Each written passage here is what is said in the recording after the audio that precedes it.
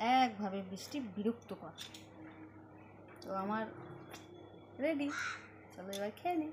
কেননা জিম থেকে এসে না খুব খিদে পায়, আর খিদে পাওয়ারই কথা, স্বাভাবিক সকাল থেকে সেরকম কিছু খাওয়া হয় না।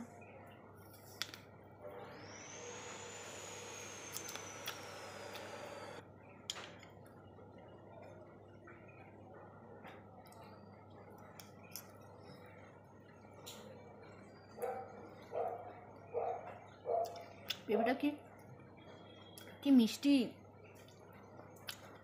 আমি পেঁপে ভীষণ ভালোবাসি, ভীষণ, মানে কাঁচা পাকা। আর দেখো হাতটা কেটে কি হলো আমার।